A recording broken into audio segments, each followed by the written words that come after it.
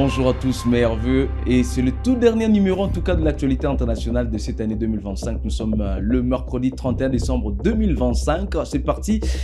Plusieurs dizaines de déplacés de guerre congolais ont été arrêtés ce mercredi 31 décembre 2025 par les autorités burundaises à Bujumbura. Les défenseurs des droits humains plaident pour la protection de ces Congolais déplacés de guerre qui se sentent réfugiés au Burundi. Les autorités burundaises ont de nouveau arrêté plusieurs dizaines de Congolais qui se trouvaient à Bujumbura, capitale économique burundaise.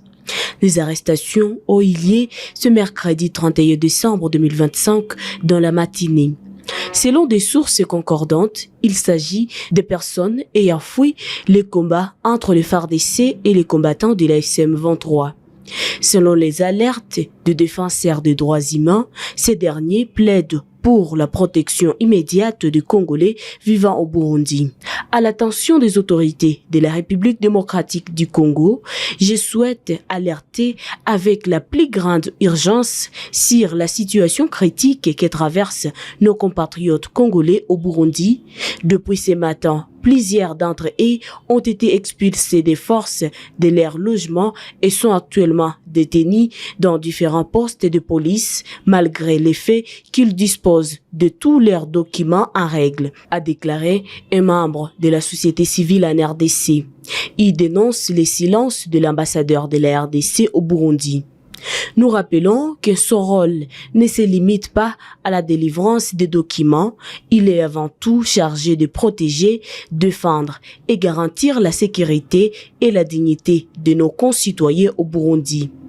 Cette absence d'intervention, malgré la gravité de la situation, constitue un manquement grave à ses responsabilités et reproduit des faits similaires survenus en février 2025 où des compatriotes avaient été amenés de force dans des camps de déplacés malgré leurs documents.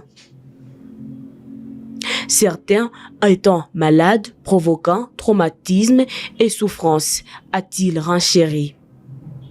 Ces défenseurs des droits humains qui a requéri l'anonymat plaident pour la libération immédiate de tous les Congolais détenus arbitrairement sans condition bien qu'en séjour régulier.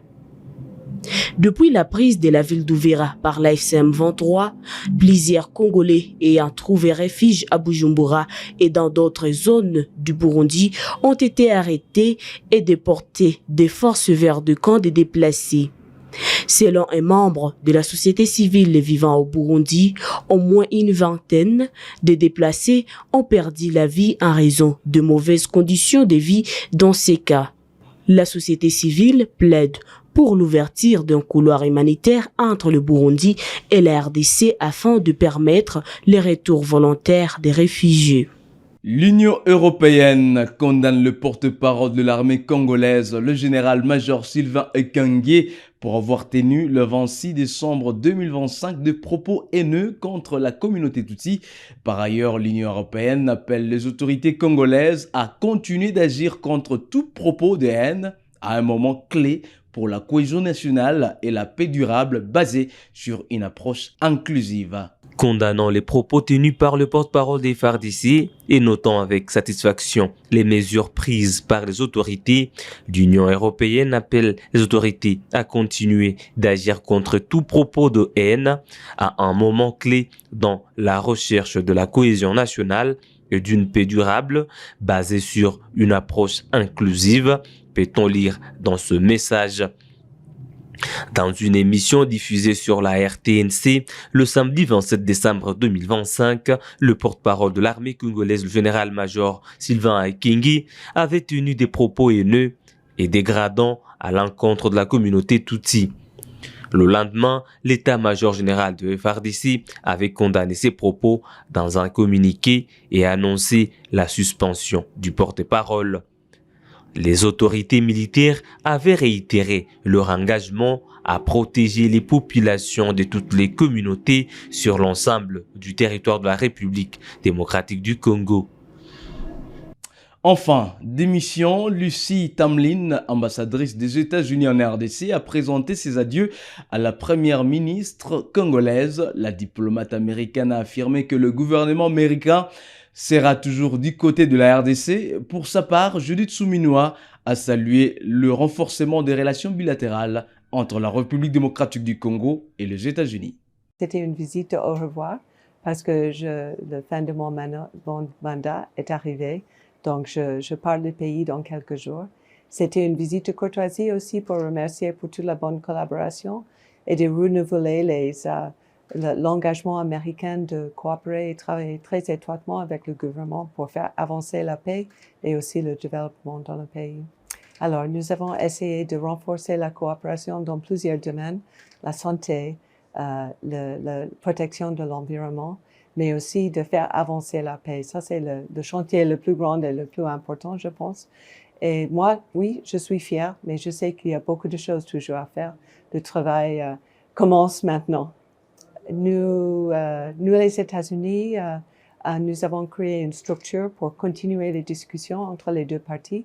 Il y a des engagements réciproques entre les RDC et le Rwanda. Donc, vous pouvez compter sur nous pour insister sur les engagements, que les engagements sont remplis. Donc, en fait, je lui ai remercié pour la bonne collaboration et pour le bon partenariat et renouveler les assurances des États-Unis de faire renforcer notre coopération et notre relation davantage.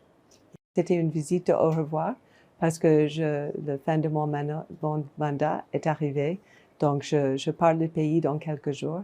C'était une visite de courtoisie aussi pour remercier pour toute la bonne collaboration et de renouveler l'engagement américain de coopérer et travailler très étroitement avec le gouvernement pour faire avancer la paix et aussi le développement dans le pays. Alors, nous avons essayé de renforcer la coopération dans plusieurs domaines, la santé, la protection de l'environnement, mais aussi de faire avancer la paix. Ça, c'est le chantier le plus grand et le plus important, je pense. Et moi, oui, je suis fière, mais je sais qu'il y a beaucoup de choses toujours à faire. Le travail commence maintenant. Nous, les États-Unis, nous avons créé une structure pour continuer les discussions entre les deux parties. Il y a des engagements réciproques entre les RDC et le Rwanda. Donc, vous pouvez compter sur nous pour insister sur les engagements, que les engagements sont remplis. Donc, en fait, je lui ai remercié pour la bonne collaboration et pour le bon partenariat et renouveler les assurances des États-Unis de faire renforcer notre coopération et notre relation davantage. Suite au durcissement de l'octroi de visas par le Royaume-Uni, le gouvernement de la République démocratique du Congo annonce le lancement des travaux avec le gouvernement britannique pour examiner objectivement la situation des ressortissants congolais en séjour irrégulier. Dans un communiqué rendu public hier mardi 30 décembre 2025, le gouvernement de la RDC a annoncé avoir été officiellement informé par les canaux diplomatiques des mesures envisagées par les gouvernements du Royaume-Uni concernant l'introduction des restrictions de visas pour les détenteurs des passeports spéciaux congolais. La RDC a affirmé son attachement à une gestion concertée des questions migratoires fondée sur le respect mutuel et de la souveraineté des États des droits humains et des législations en vigueur dans les deux pays.